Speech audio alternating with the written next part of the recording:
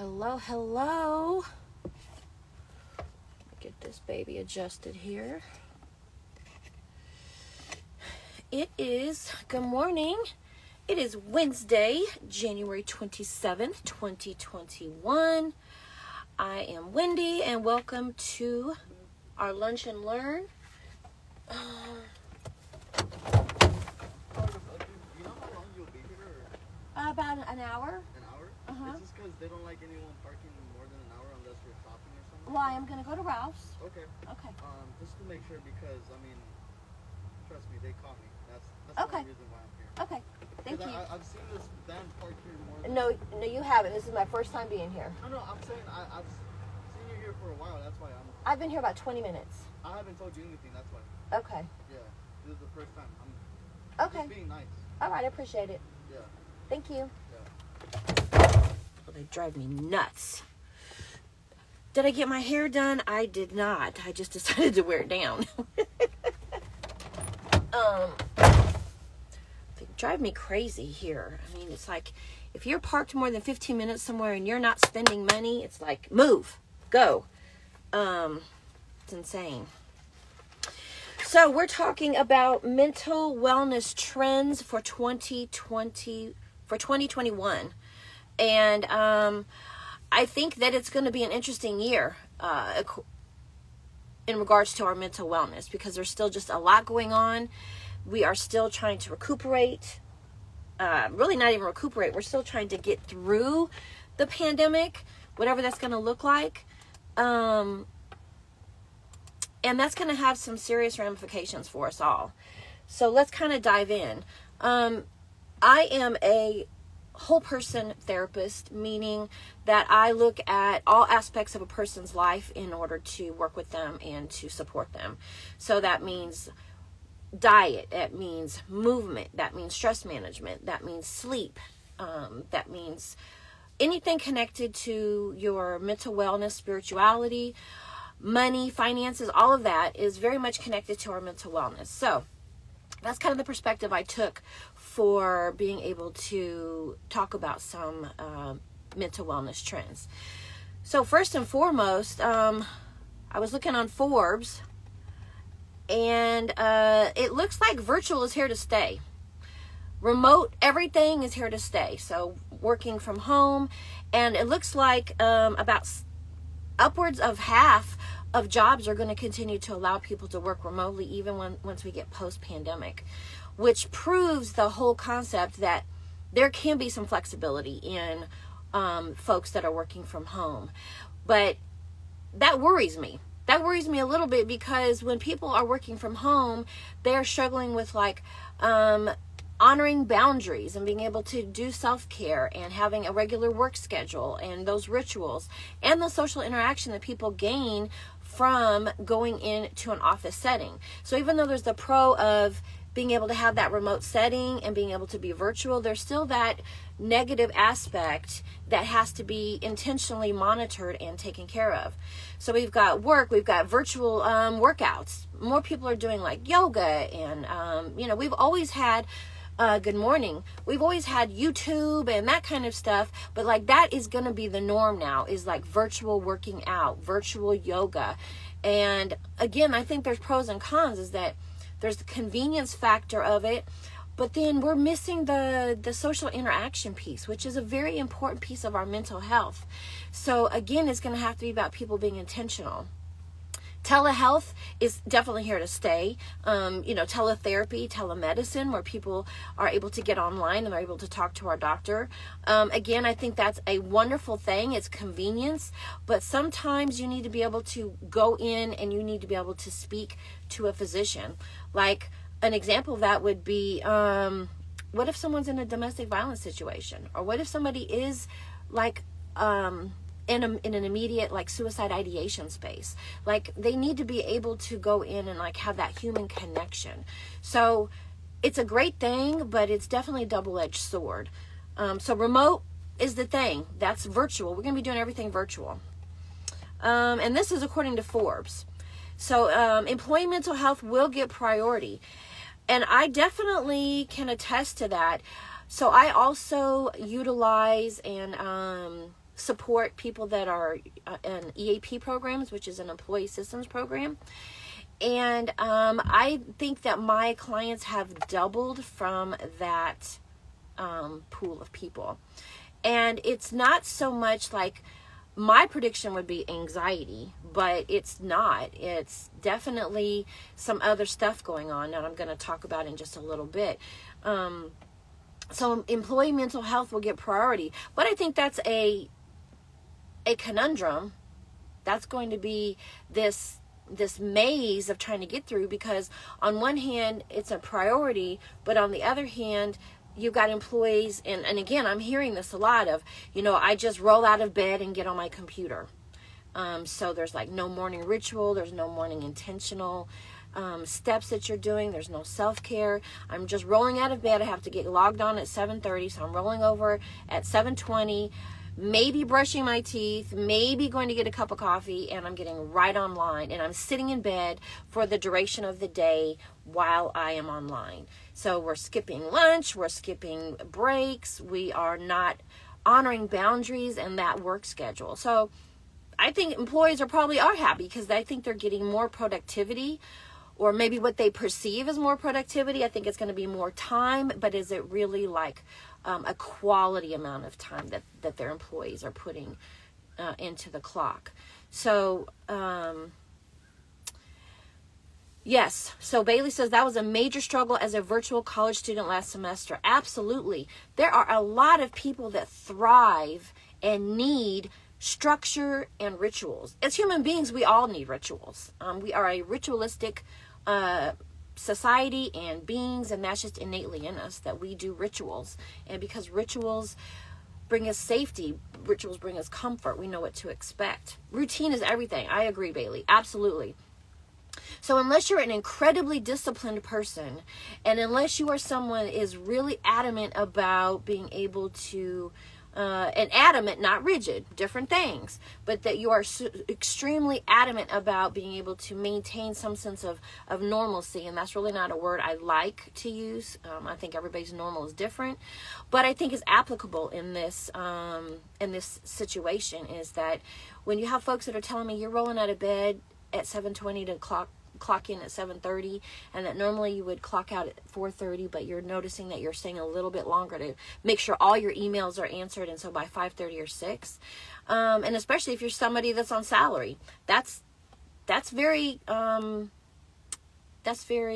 disturbing to me, because I see what that could easily snowball into, and we don't want that.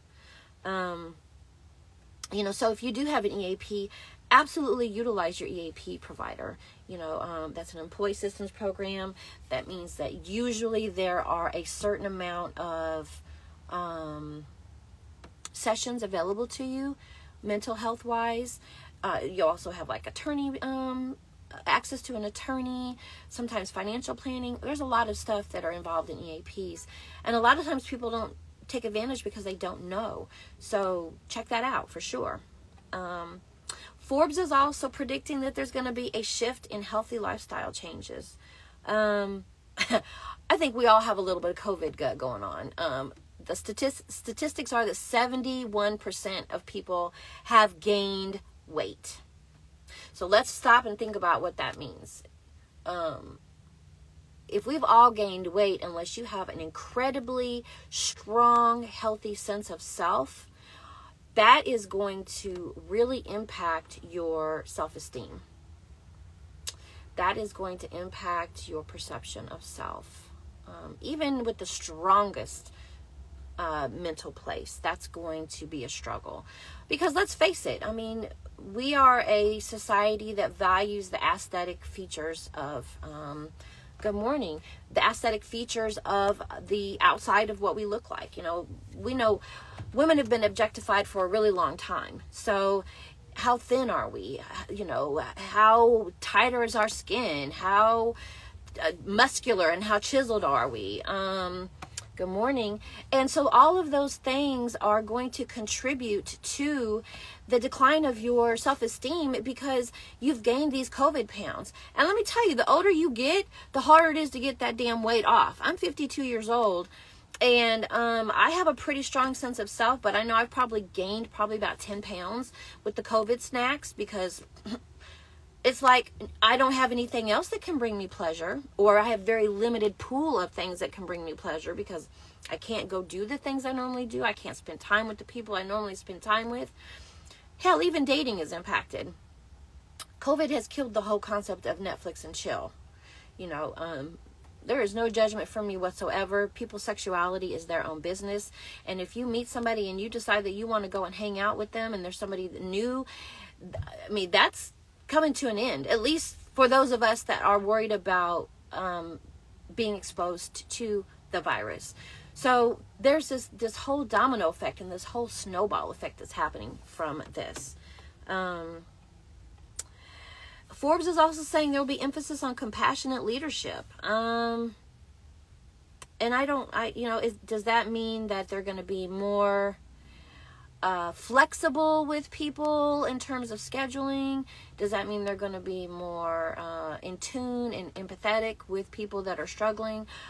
I don't know. And I think it takes a very special company with very special ideals and ideologies and culture. I have a client that just took on a new position, and she's loving the culture because it very much emphasizes employee well-being and health, and them taking care of themselves. So Bailey says, these days, have you been tested recently, takes on a whole new meaning. Absolutely. You know, we went through the phase when HIV AIDS came out, and that was like early 80s, I believe. And it might be for some folks' time, but that was one of the standard phrases was, you know, have you been tested? Because of course, you know, the stigma is that it is a gay disease, and of course we know it is not. But have you been tested? So yes, absolutely. That is one of the first things. I mean, I've done a few meet and greets while I've been here in California, and that's the first thing that we're both, you know, what is your practice? You know, how often are you around people?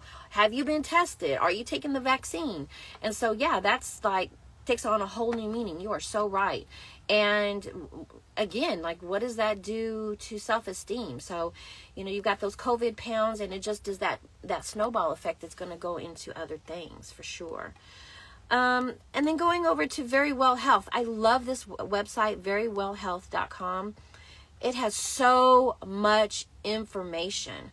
So as of January 11th, the statistics are that 20% of adults are going to develop a mental health disorder due to COVID. And again, I really thought it would be anxiety related, but it's not. It's going to be more post-traumatic type symptoms, and maybe not the full-fledged diagnosis, but it's going to be a lot of bullet points under post-traumatic. And that's going to be for people that have been infected and have had a really rough time. I have a girlfriend in Texas that has tested positive, I think maybe 2 weeks ago, and she's really struggling. I mean, she's been to the ER, and they've sent her home with medicine and a breathing treatment machine and all of that stuff.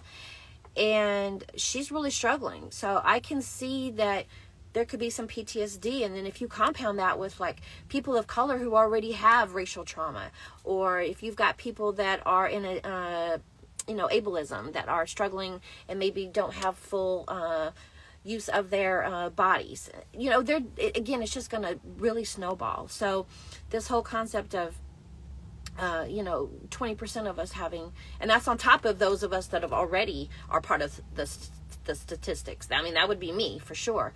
So we're going to have, healthcare workers and people that have lived through being infected are going to be the main one with those PTSD. And the statistics are that it's going to be 32% PTSD, 21% depression, and well, hold on. Okay, let me back that up. So an undistinguished disorder. And what that means is that there's not enough criteria that person will meet in order to have that full-fledged diagnosis.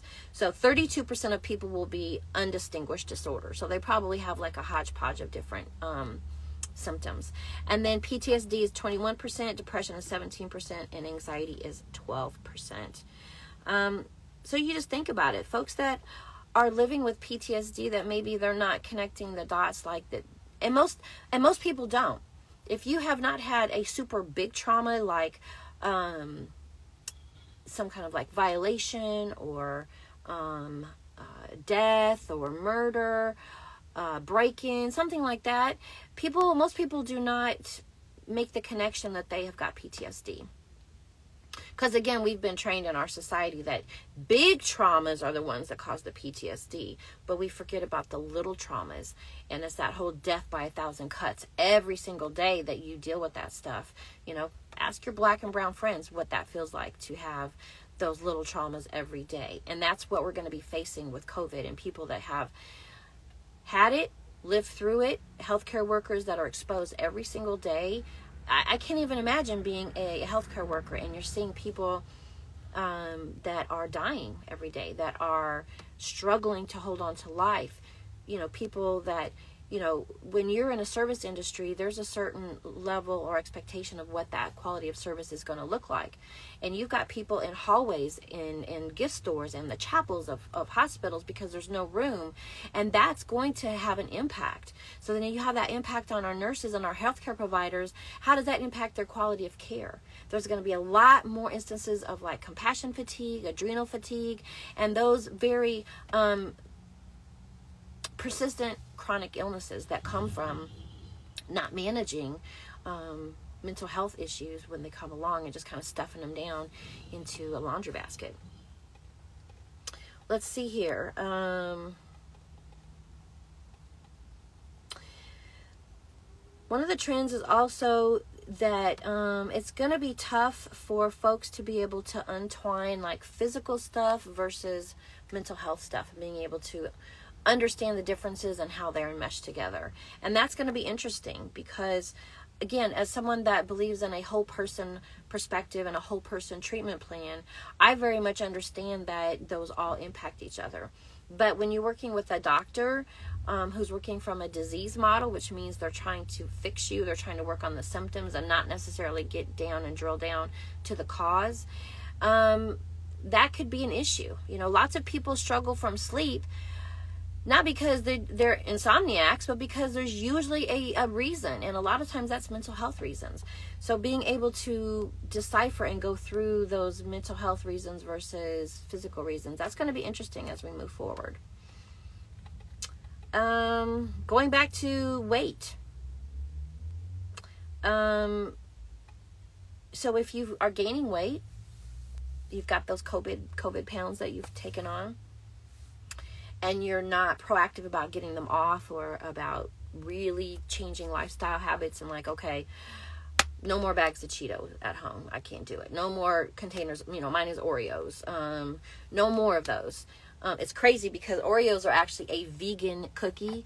So you get folks that are, you know, vegan or vegetarian. You're like, oh, I can eat Oreos. And it's like, well, yeah, but Oreos have little to no nutritional value. And you're going to gain the weight on really fast.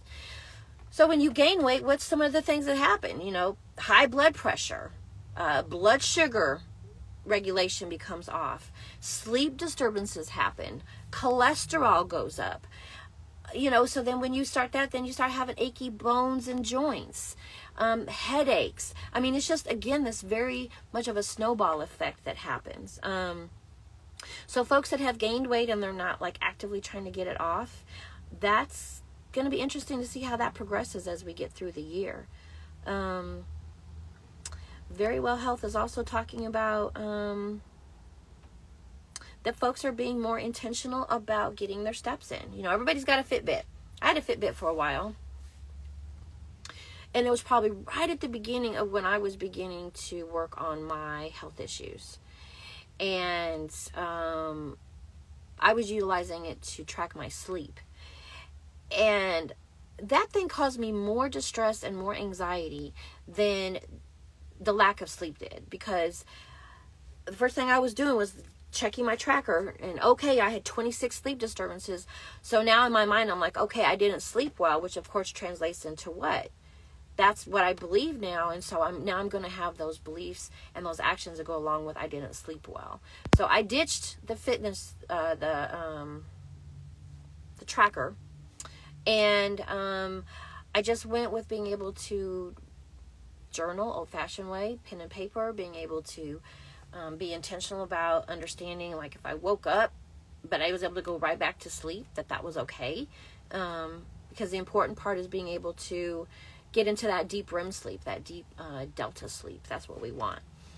So it's going to be interesting again as we move forward. Let's see, what else do we have here? Mental health apps are gonna get some more traction. And there are, I didn't know this, there's over 10,000 mental health related apps. 10,000. Now, I think people have to be careful to not utilize these apps in place of getting professional support. And when you've got folks that struggle with social anxiety, that's my fear, is that we utilize these instead.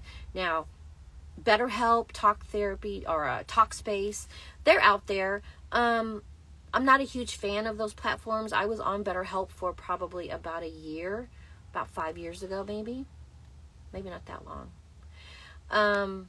First of all, as a provider, it's not very effective for me as a provider. And probably not for me specifically, because I like to be very interactive with my clients. And one of the first things I do with my clients is I take in a lot of information about them. And that platform doesn't really allow that interaction because it's based on, unless they get like the unlimited plan every month, then the time is very, very limited about being able to work on things. But if you have somebody that just connects online and says, I'm having these symptoms, but it's like it's not that cut and dry, so I really need more information, but then they get frustrated because they feel like I wasn't helping them with that. So that just wasn't a good fit for me. But I also want to emphasize that that's just not a substitute for professional support, whatever that looks like for you. But there are some really great apps out there that do help and do support. There's great DBT apps, there's coloring apps, there's meditation apps, and definitely check into them and utilize them. That's what they're there for. And a lot of them are free or very, very minimal. $1.99, $2.99, something like that. All right. Psychology Today is another great resource I like. And Future Trends. Now, they've got quite a few listed, so I kind of narrowed this down a little bit. They had an article, 30 Ways the Pandemic Has Changed Us for the Better, which I thought was a way to spin it, because we're looking at the negative. Let's spin it and look at the positive. So just a few of them. We've all been reminded of what is and what isn't important. I think that's so important. Now, they've said we've deepened our ties with loved ones. That's a tough one, because we all depend so much on those very interpersonal connections, and it's tough through Zoom. It's not impossible, obviously, but it definitely makes it challenging. Of course, there's a lot of information like on saving money on gas and subway fares, avoiding traffic jams. So, mental health issues there. Get a break. We've reduced our carbon footprint. The crime rate is lowered. Now, I don't know if I'm going to go with that one, because you've got people that are struggling with paying bills and get desperate. And not, of course, everybody that can't pay their bills as a criminal. I'm not suggesting that. But I do think that when people get into a space of being desperate, that they might do things and take risks that they ordinarily would not do. And if you've got folks that have nothing to lose at all, which the homeless population in California is just out of control, then if you have nothing to lose, but you have something to gain by, committing this particular crime, whether it's, petty theft or taking a car or, dine and dash or whatever, then why not do it? I have nothing to lose. And, if folks aren't thinking of their freedom as something to lose, they're already in a really dark space.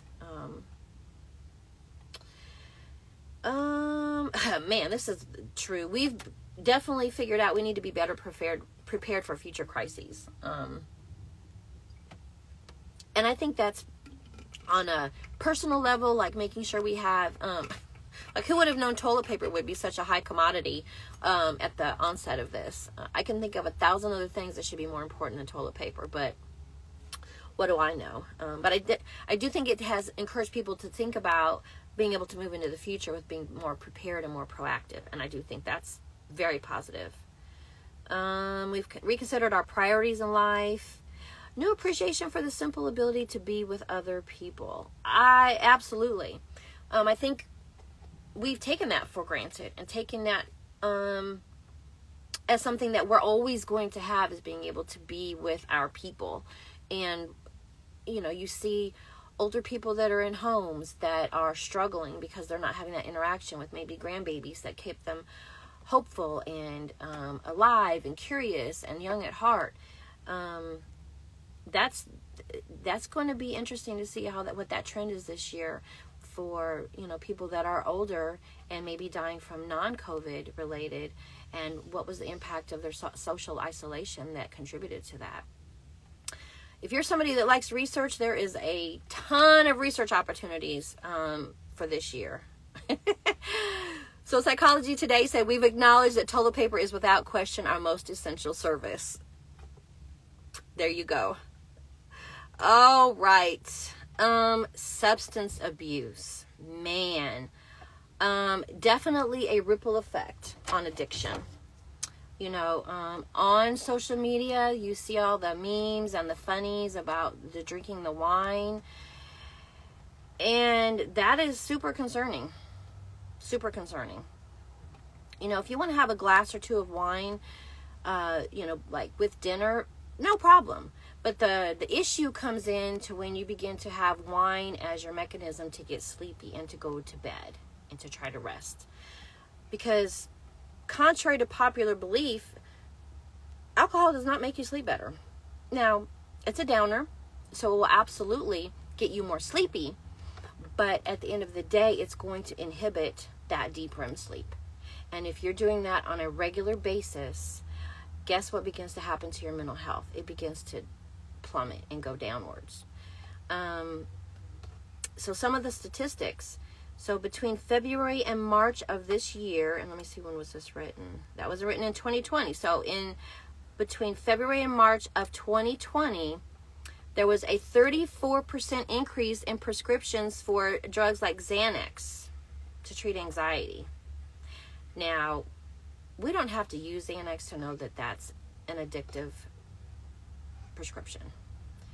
And again, like how is that going to work with people that are utilizing alcohol at the same time? I mean, it's very scary to me, and it's very concerning, like, as we progress through this, because we're nowhere near done.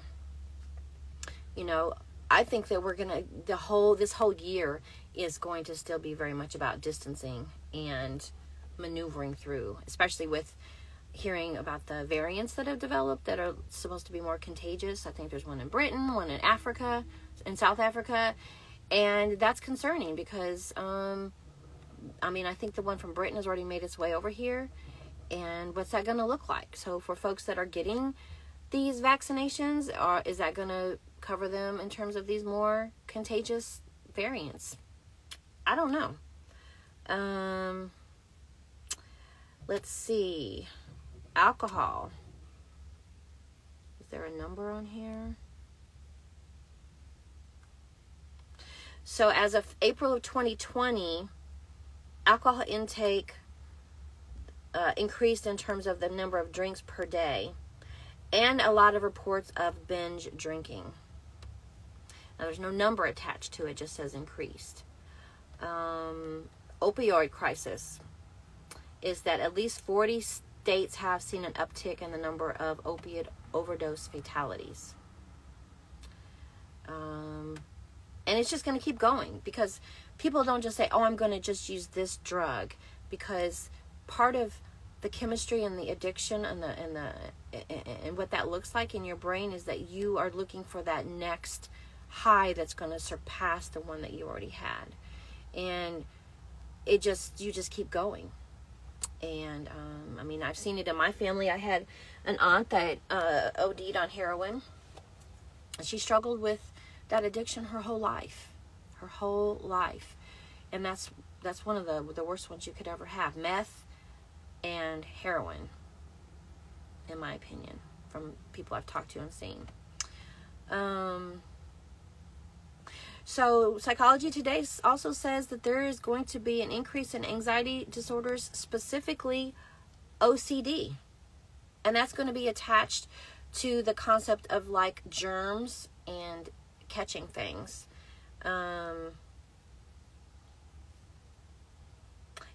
And it's and definitely is going to be attached to folks who struggle with like this concept of germs, and it's going to lead to deeper isolation, because it's going to be this circle. I can't go out because I don't want to be in touch with germs and people that are sick, so I stay home, but then I stay home and I feel isolated, but and so you just have this vicious cycle.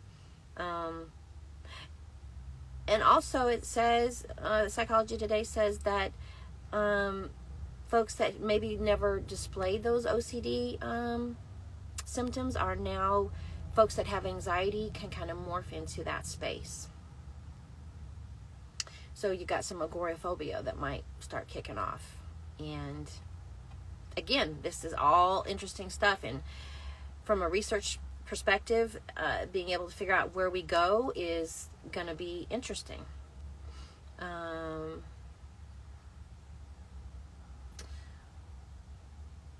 right. Mental health in younger people. I probably have more teenagers as clients now than I've had in a long time. I mean, there was a period where I worked with teenagers, and that's really all I worked with. And that's probably been about 5 years ago. But I have added more teen girls specifically. And the numbers are that there's a 24% increase among children aged 5 to 11 and 31 in ages 12 to 17 that have health-related visits to the emergency room. So I'm going to probably interpret that as like panic attacks, probably some eating disorder stuff. And you just got these things. Again, it's just a snowball effect. Psychology Today is also predicting that there's going to be insufficient funding for behavioral health services. Well, that's kind of a no-brainer, because I don't think we have enough. We didn't have enough beforehand, and the stigma that was still attached, and people were already struggling.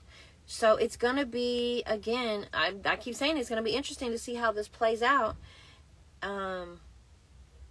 Folks that are struggling with like student loan debt, and people that are losing their homes, and people, and I know that there's the stop on the evictions and foreclosures, but eventually big business is going to insist that those come back, because they're big business. That's capitalism. But poorly funded state insurance, so Medicaid and Medicare, we'll see what Biden and Harris do. Telehealth is going to still be around, but again, that's a positive and a negative.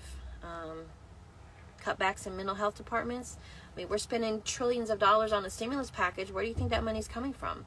It's coming from money that was already allotted for other areas. And so now, if we're getting this stimulus package, which I'm not knocking it, I'm enjoying my stimulus check just like everybody else, but that money didn't just like fall off of a tree. It came from somewhere. So usually the first things that get cut are mental health services, or reduced mental health services. All right. The psychological impact. Again, just talking about PTSD, anxiety,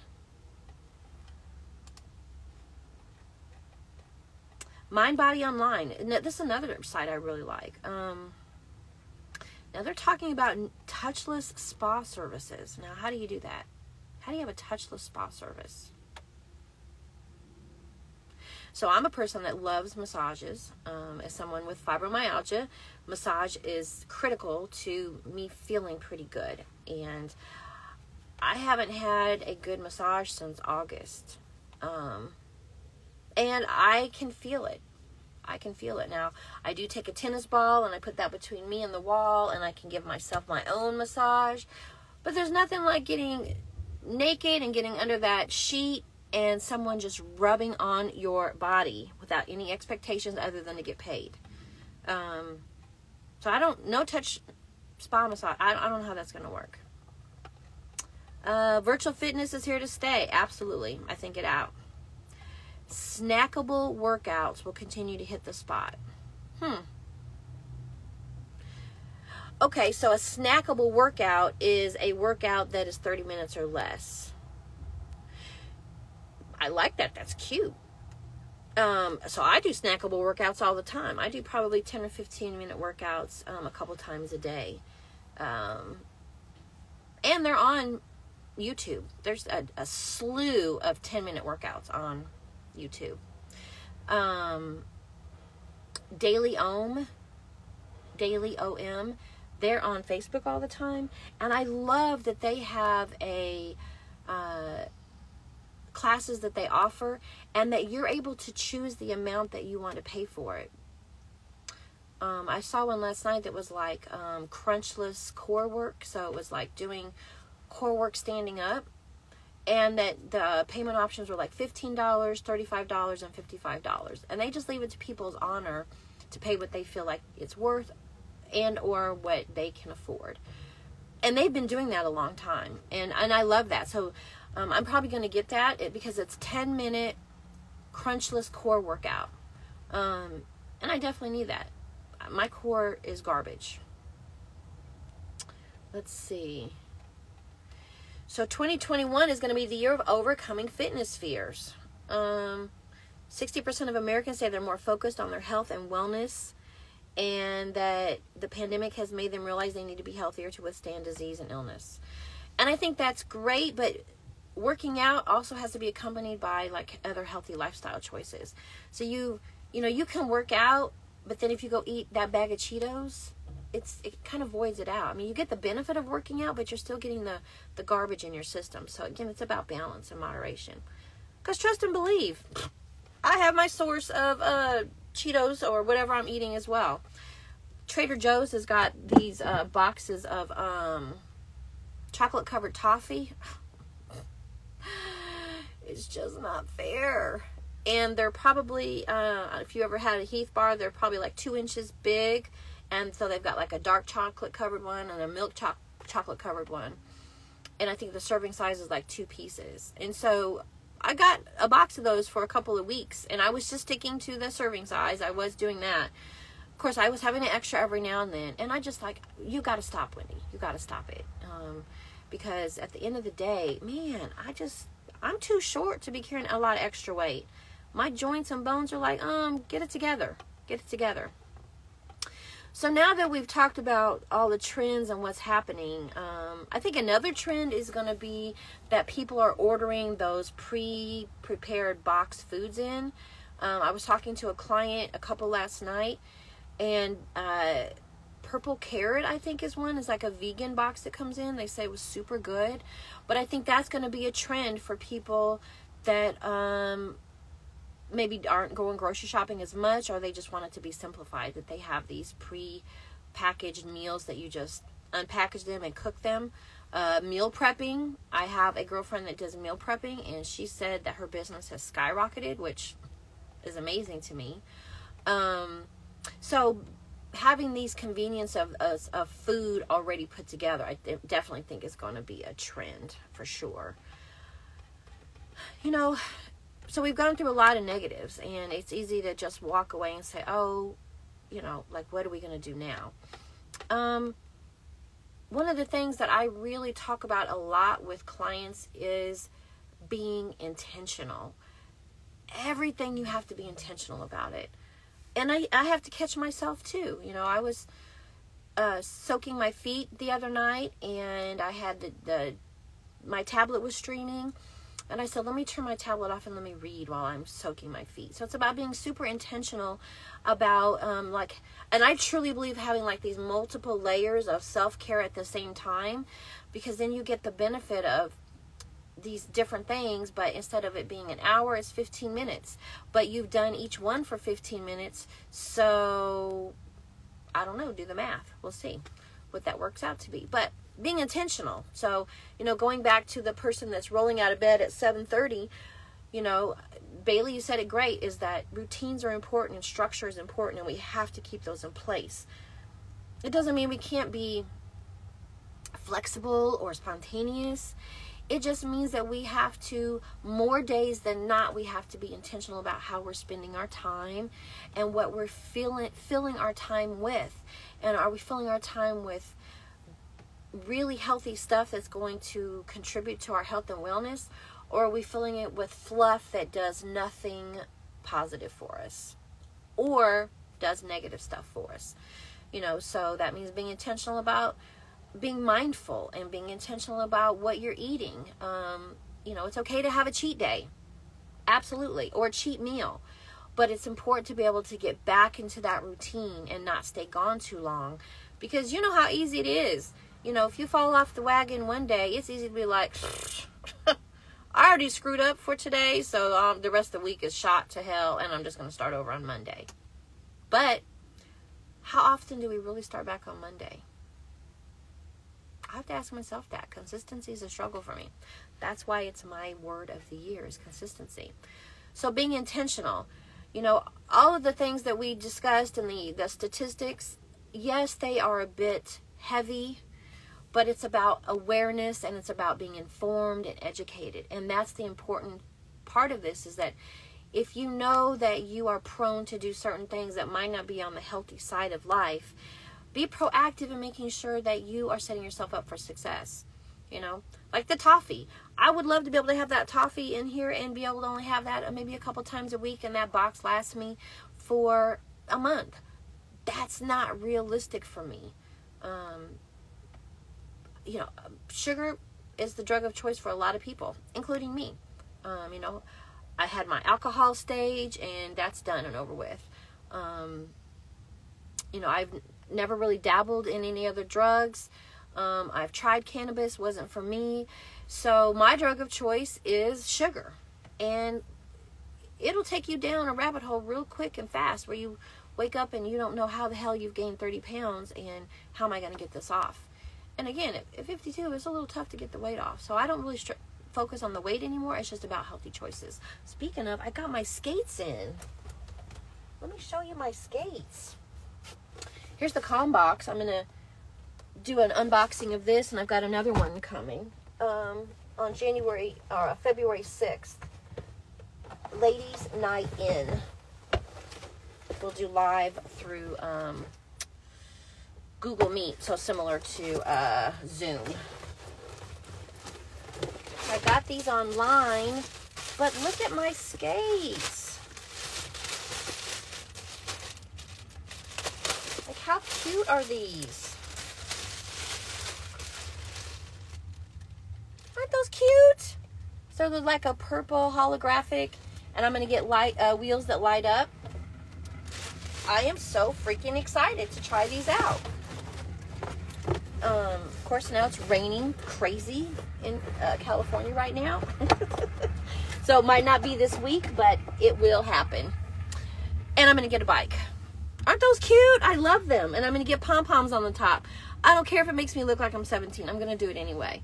So I'm excited to get my skates out on the sidewalk in front of the beach. So that's pretty much it. You guys have any thoughts or questions or concerns that you want to contribute before we disconnect? Last time I tried to roller skate, I was reminded that I'm not young. Yes, I have pads. So I've got knee pads and the wrist guards. I probably won't worry about a helmet or elbows because I'm not going to be going that fast. But yes, I've been watching. There are a lot of skate aerobics on Instagram, and I've been checking them out. So I don't know what that's going to look like. Again, we're not going to be closed down forever, so I know eventually the rinks will open back up. So I'm excited to just be able. I used to roller skate all the time when I was younger, as a young adult, but I haven't done it recently. I mean, but it's like anything else. It's muscle memory. You get back up and you know, your body remembers and your muscles remember, and you go for it. Be safe, enjoy the workout. It is definitely harder than it looks. Absolutely, absolutely. I rented a bike Sunday and rode along the beach, and it was one of those beach cruisers. And let me tell you, those are not the easiest bikes to pedal. They don't have no glitz, glamour to them, no gears, no nothing. And I rode about 3 hours, but it felt really good. And I thought I would be sore, and I wasn't sore.